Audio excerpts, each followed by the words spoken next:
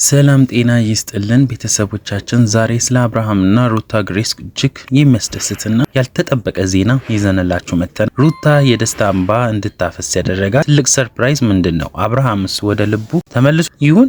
እስከ ቪዲዮ መጨረሻ አብራችሁን ቆዩ። ሩታ ግሬስ አሁን የራሷ ቤት ባለቤት ሆናለች። በስሟ ሁሉ ነገር ያው ተመዝግቧል። ክፍያው ተጠናቆ ከቁልፍ ተረክባለች። ይሄ ለሩታ ትልቅ ነገር ነው።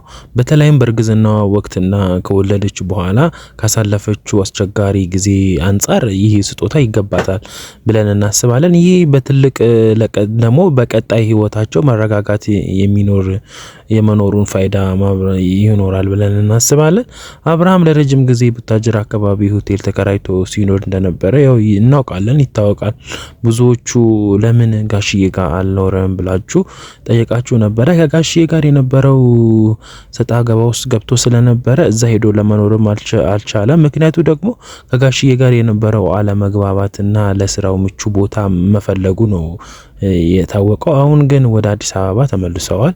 ይሄ መመለሱ ደግሞ ለትዳሩ ትልቅ ተስፋ ሰጥቶታል እና ነገር ግን ሁሉም ነገር ያው አልጋ ባልጋ እንደማይሆን ይታወቃል። በተለይም ሄርሜላ የምትባለው ልጅ እስካሁን ድረስ አልታየችም። ያው በቲክቶክም ኢንስታግራምም የምታሳየው ቅርበት ብዙዎቹን እያሳሰበ ነው። አብርሃም ወደ ትዳሩ መመለስ ከፈለገ ከነዚህ ነገሮች ራሱን ማግለል ይኖርበታል። ሁሉም ቢሆን የሰዎች ትዳር ከማወክ እንዲቆጠቡ እሷም እንድትቆጠብ ይህን መነገር ያለበት ነው። አቤልም ሆነ ብሩክም መቆጠብ አለባቸው ብለን እናስባለን። ያው የሽምግልናውን ሂደትና የቤተሰብ ሚና ውስጥ ስናይ ደግሞ እስካሁን የሽምግልናው ጉዳይ ሙሉ በሙሉ አልተነገረንም፣ የሰማነውም ነገር የለም። ሌላ ደግሞ የቤተሰብ አባላት ጥረት እያደረጉ እንደሆነና በተለይም የአብርሃም ትልቅ እህት በዛ ብዙ ነገር እያስተካከለች እንደሆነ አቤልንም ብሩክንም እንዳይገቡበትና ነገሮቹን እንዳያበላሹ በጣም የተከታተለቻቸው እንደሆነ እየሰማን እንገኛለን። ማህበራዊ ሚዲያ አንዳንድ ጊዜ ትዳርን ይገነባልም አንዳንዴ ደግሞ ያፈርሳል። እነ መቅደስ ነጻነት እና ሄርሜላ የራሳቸው መርዝ መርጨት መሞከራቸው ማይቀር ነገር ነው። አብርሃም ግን አሁንም ካለበት የደስታ ድባብ ተነስቶ ትዳሩን ማዳን ይኖርበታል ብለን እናስባለን። ተከታታዮች በኮሜንት ደግሞ የምትጽፉት ነገር ገንቢ ሊሆን ይገባል።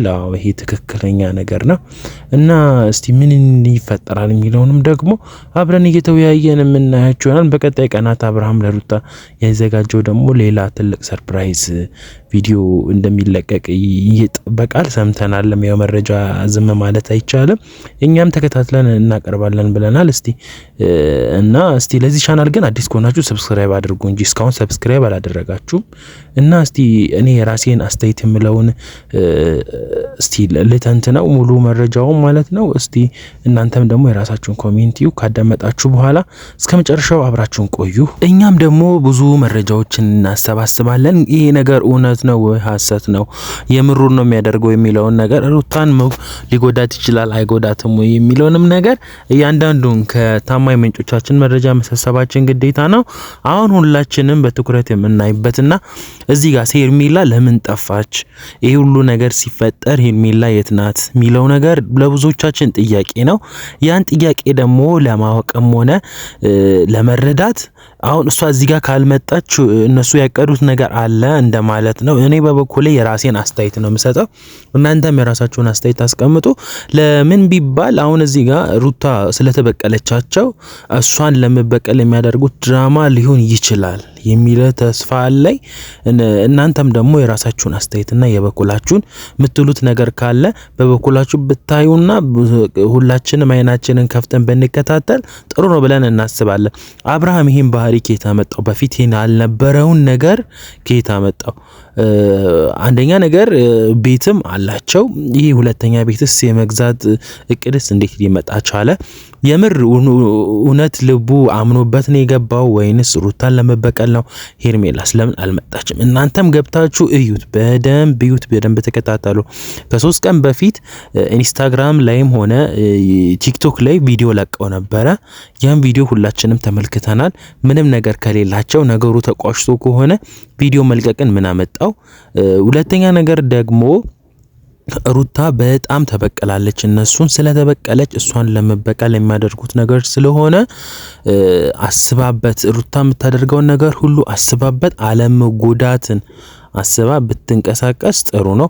እናንተም ደግሞ ተመልካቾቼ የምትሰጡትን አስተያየት በገንቢ የሚሆን ወይ እሷን የሚያገዛት እናንተ የተመለከታችሁት ነገር ወይ እሷ ያላየችው ነገር ካለ እናንተም ኮሜንት ላይ ያስቀመጣችሁ እሷን ማበረታታት አለብን። አንድ ልጁን ወልዳ ያለች እናትን እኛ ካላበረታታናት፣ እኛ ጥሩ ኮሜንት ካልሰጠናት ማንም የሚያያት የለም።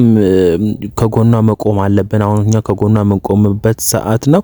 እናንተም የራሳችሁን አስተያየት ስጡ። እኔም የራሴ ይሄ እኔ ምለው አስተያየቴ ነው። እናንተም ኮሜንት መስጫው ላይ ሐሳብ አስተያየት ካላችሁ ሐሳብ አስተያየታችሁን አስቀምጡ። ለቻናላችን ደግሞ አዲስ ከሆናችሁ ሰብስክራይብ ማድረግ እንዳይረሳ። አዳዲስ መረጃዎች ሲኖሩ የምናቀርብላችሁ ይሆናል።